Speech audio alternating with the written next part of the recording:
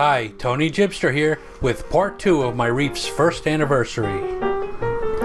Back in my 11th month update, I was dealing with bubble algae, bryopsis, and what I believe was dino. For the bubble algae, I was manually removing it and siphoning it out. I also added an emerald crab around the same time, and now I have not seen any hint of bubble algae for over a month. So that's some good news. Now here is a picture of what I've been calling dino. I'm sorry I can't get a better picture of it.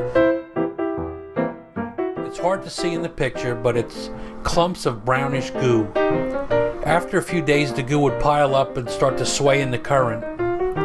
And as it built up, gas bubbles would appear attached to it.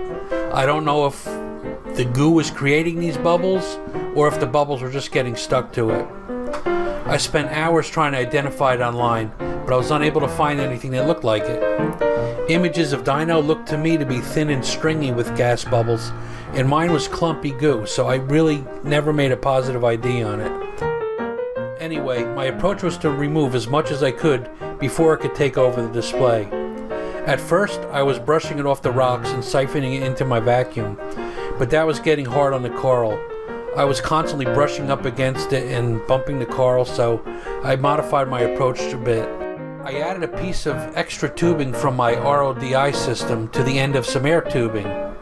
This worked out nice and it was easy to set up, and it allowed me to work around the coral without disturbing it. Whenever I wanted to siphon out some goop, I would add a filter sock to my sump and let it drain right into it. When I finished, I would clean up the sock, and that was all there was to it. At the same time, I cut back on the lighting and started bubbling my tank.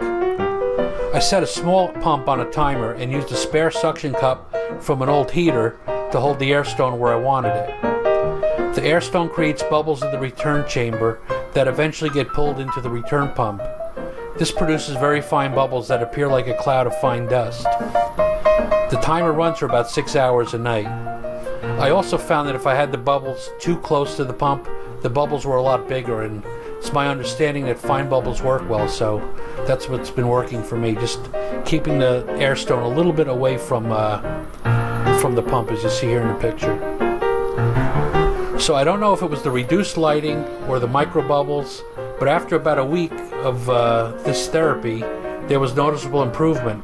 Now the rocks are looking really good with no signs of that goop. So anyway, that's it for my part 2 of my anniversary update. In the third and final part, I'll talk about the return of 2 corals and parting with another. Thanks for watching, take care, and God bless.